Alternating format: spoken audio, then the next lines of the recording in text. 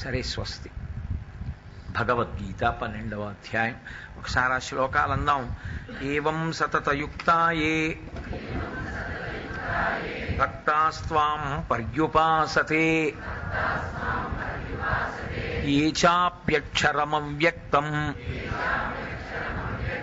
తేషాం కే యోగవిత్తమాః. శ్రీభగవానువాచ మయ్యావేశ్య మనో యే మాం నిత్యయుక్తా ఉపాసతే శ్రద్ధయా పరయోపేతా తే మే యుక్తతమా మతాః. ఏ త్వక్షరమనిర్దేశ్యం అవ్యక్తం పర్యుపాసతే సర్వత్ర గమచింత్యం చ కూటస్థమచలం ధ్రువం సంనియమేంద్రియగ్రామం సర్వత్ర సమబుద్ధయః తే ప్రాప్నువంతి మామేవ సర్వభూతహితే రతాః. క్లేశోధికతరస్తేషాం అవ్యక్తాసక్తచేతసాం అవ్యక్తా హి గతిర్దుఃఖం దేహవద్భిరవాప్యతే. గోపాలకృష్ణ గారు ఒక్కసారి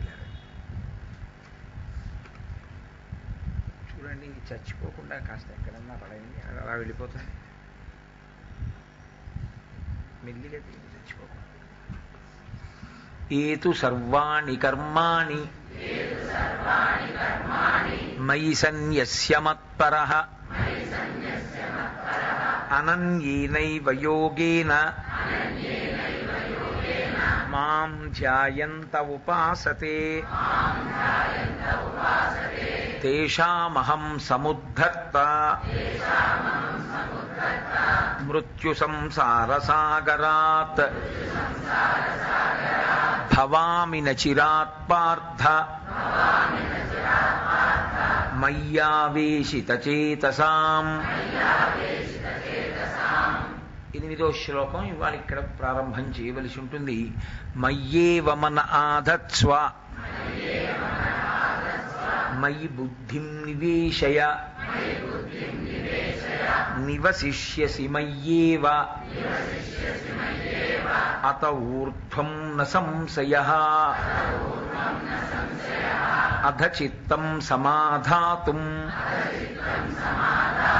న శక్నోషి మయి స్థిరం అభ్యాసయోగేన తతో మామిచ్ఛాప్తుం ధనంజయ అభ్యాసేప్యసమర్థోసి మత్కర్మ పరమో భవ.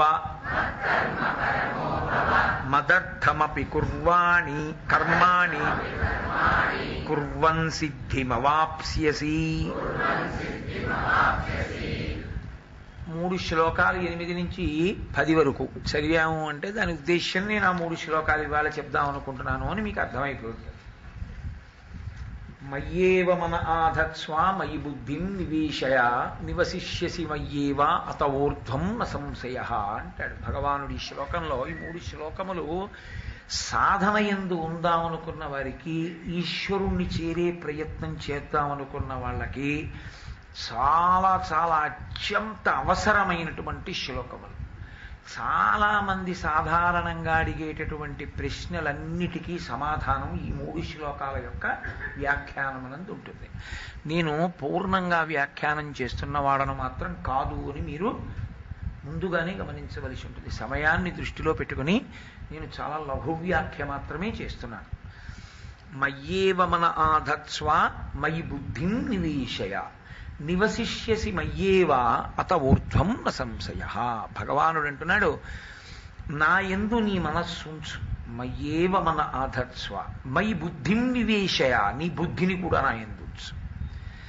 నివసిష్యసి మయ్యేవ, దాని చేత నువ్వు నా యందు ఉంటావు.